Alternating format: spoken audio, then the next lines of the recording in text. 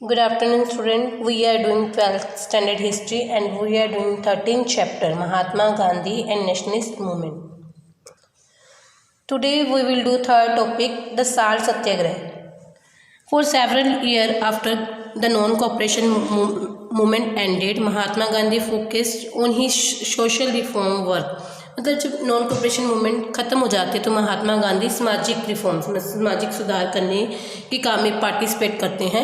In 1928 however he began to think reentering in politics. मतलब means कि 1928 में वो वापस से राजनीति में फिर आ जाते हैं. That year there was an all Indian campaign in the opposition to the all white Simon Commission sent from England to inquire into the condition in the colony. उस समय जब महात्मा गांधी दोबारा से 1928 में पॉलिटिक्स में राजनीति में भाग लेते हैं तो उस समय भारत में क्या चल रहा था कि साइमन कमीशन जो इंग्लैंड से मतलब ब्रिटिशर्स की तरफ से साइमन कमीशन इंडिया में आया होता है जो कि कॉलोनी की कंडीशन को जानने के लिए छानबीन करने आता है कि भारत में कॉलोनी की कंडीशन कैसे चल रही है. तो उस समय मतलब कि लोग उसको वापस भेजने के लिए मतलब उनका विरोध कर रहे होते. मतलब उस समय भारत में साइमन कमीशन का विरोध चल रहा होता है. Gandhi ji did not himself participate in this movement although he gave it his blessing.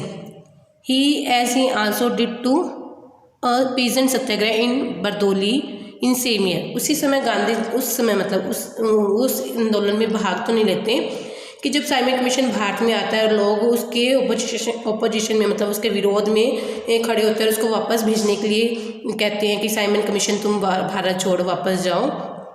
तो उस समय गांधी जी उस कैंपेन में भाग तो नहीं लेते क्योंकि वो बरदौली में एक सत्याग्रह चला रखा होता है गांधी जी ने पीजेंट्स के लिए, तो वो उसमें होते हैं. लेकिन गांधी जी का ब्लेसिंग इस मतलब ऑपोजिशन इस विरोध पे होता है कि गांधी जी मतलब लोग चाहते हैं कि लोग मतलब विरोध करके साइमन कमीशन को भेज दें. आगे in the end of the December 1929 the Congress had it's annual session in the city of Lahore.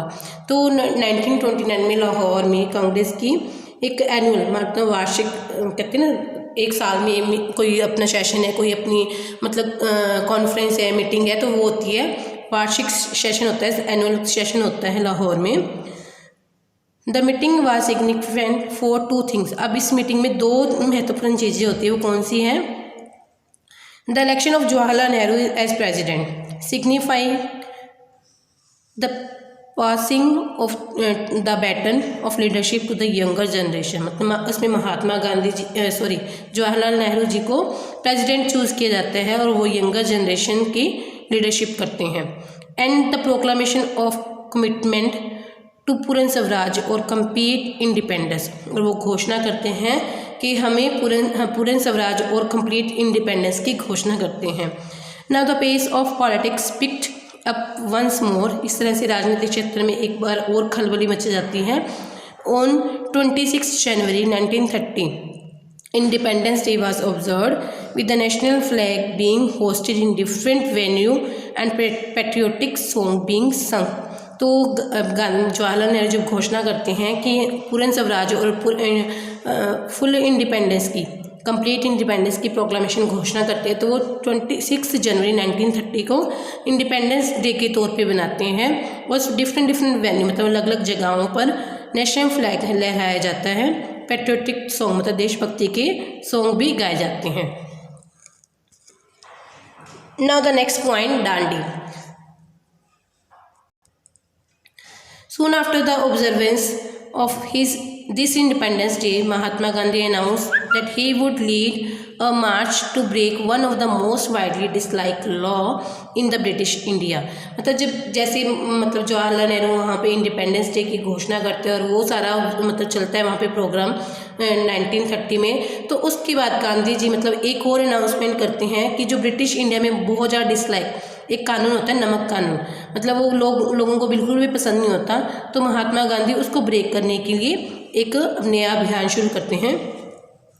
Which gave the state monopoly in the manufacture and sale of salt. मतलब जो ब्रिटिशर लोगों की मोनोपोली होती है साल्ट पे कि वो खुद ही बनाते हैं और वो बेचते भी खुद ही हैं और बहुत ज़्यादा कीमत पे उस नमक को बेचते हैं.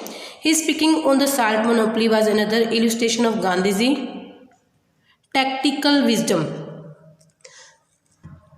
मीन्स कि गांधी जी अब भारतीय लोगों को टुगेदर करना चाहते हैं, जगाना चाहते हैं कि ब्रिटिशर लोगों के खिलाफ।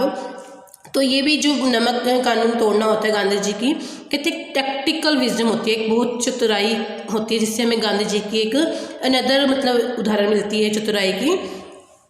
For in every Indian house hold salt was indispensable, yet people were forbidden from making salt even for domestic use. अब जो हर भारतीय घर में जो नमक जो था इंडिस्पेंसिबल मतलब बहुत ज़रूरी होता था, मतलब खाना वगैरह बनाने में नमक बहुत ज़्यादा यूज़ होता है, तो बहुत ज़्यादा ज़रूरी था, उनको इतना भी अधिकार नहीं था कि वे अपने घर के यूज़ के लिए नमक बना लें। Compelling them to buy from shop at the high price, और उनको मतलब ब्रिटिशर्स की शॉप से हाई प्राइसेस पे खरीदने के लिए कंपेल किया जाता था। The state monopoly over salt was deeply unpopular, और जो स्टेट की गवर्नमेंट की मोनोपली थी नमक के ऊपर वो बहुत ज़्यादा अनपॉपुलर थी, मतलब लोग इसे पसंद नहीं करते थे। By making it his target Gandhi ji hoped to mobilize a wider discontent against British rule. अब गांधी जी इस लॉ के जरिए ही मतलब कि लोगों को ब्रिटिश रूल के अगेंस्ट करना चाहते थे, मतलब ब्रिटिश रूल्स के अगेंस्ट लोगों का डिस्कॉन्टेंट मतलब लोगों का गुस्सा जाहिर करना चाहते थे, मतलब कि जो इंडियंस है ब्रिटिश लोगों को लाइक नहीं करते। Gandhi ji had given advance notice to his salt march to the viceroy Lord Irwin. उस समय लॉर्ड इरविन वायसराय होता है इंडिया में ब्रिटिशर्स की तरफ से, तो गांधी जी जब साल्ट मार्च शुरू करते हैं तो लॉर्ड इरविन को पहले ही नोटिस दे देते हैं। Irwin fail to grasp the significance of the action, लेकिन जो इरविन होता है वो इसे मतलब गांधी जी की जो विजडम होती है उसको समझ ही नहीं पाता, वो समझ नहीं पाता कि गांधी जी इतना बड़ा अभियान शुरू कर देंगे। On 12 March 1930 Gandhi began walking from his ashram at Sabarmati toward the ocean. अब गांधी जी 12 मार्च 1930 को अपने आश्रम साबरमती से चलते हैं समुद्र की तरफ। He reached his destination 3 weeks after making a fistful salt as he did and thereby making himself a criminal in the eyes of law। ठीक है, और फिर वो 3 सप्ताह के बाद अपने डेस्टिनेशन जहाँ पे उन्होंने पहुँचना था वहाँ पहुँच जाते हैं। वहाँ पे आप पिक्चर्स में भी देख रहे हो कि गांधी जी फिस्टफुल मतलब मुट्ठी भर नमक बनाते हैं और बाकी लोग भी उनके साथ मुट्ठी भर नमक बना के दिखाते हैं कि उन्होंने नमक कानून तोड़ दिया। इस तरह से गांधी जी अपने आप को ब्रिटिश लॉ की नज़र में क्रिमिनल अपराधी बन जाते हैं, मतलब ब्रिटिश के लिए तो वो अपराधी बनेंगे ना। तो mean while parallel salt marches were being conducted in the other part of the country. इसी तरह से कंट्री के और भी हिस्सों में और भी पार्ट्स में इसी तरह से नमक कानून को तोड़ने के लिए मार्चेस चल रहे होते हैं। Okay student, it's enough for today, have a nice day.